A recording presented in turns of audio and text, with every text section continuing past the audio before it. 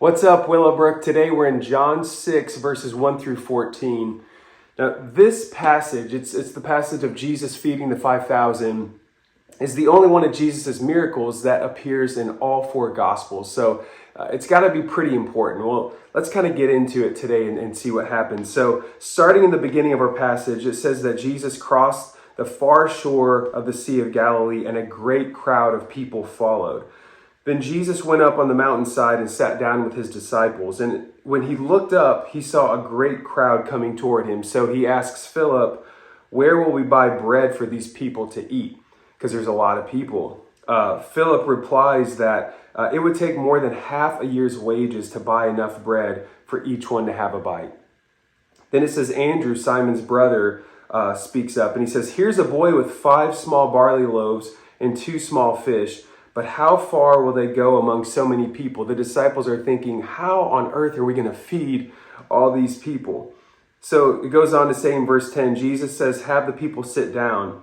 So they sit down. There's about 5,000 men that were there. Now, I'm sure some of you know this, but the way that people were counted at that time, only the men were counted. So there was about 5,000 men. But there are a lot of scholars that believe there could have been up to 20,000 people or so when you count the women and children. So Jesus has all these people, maybe 20,000, sit down. Jesus takes the loaves and gives thanks and then distributes to those that are hungry. In verse 12, it says, when they had all that they wanted to eat, he said to his disciples, "Gather the pieces that are left over. Let nothing be wasted." So they gathered 12 baskets of leftovers. And our passage ends in verse 14 with saying that after the people saw the sign Jesus performed, they begin to say, "Surely this is the prophet who is to come into the world."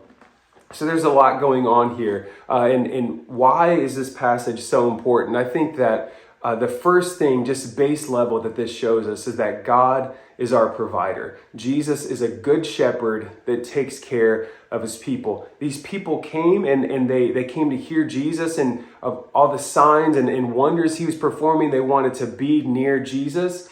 So Jesus knew they would need food to eat and he provided. So that's the first thing, is that God is our provider. And the second thing is, I think that it's really amazing that God, for some reason, chooses to use people that make themselves available. He chooses to use us for his plans and his purposes. I really believe Jesus could have just called down manna from heaven.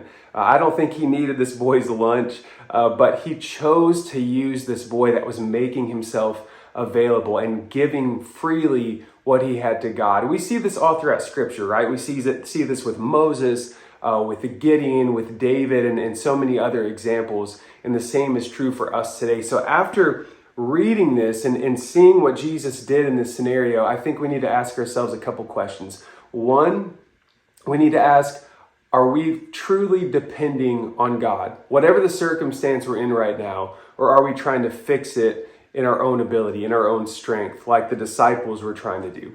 And two, are we making ourselves available to God today? Are we willing to be a part of what he wants to do by freely giving the little that we have to him so he can use it for his kingdom and his glory? Today, let's depend upon God. God bless you.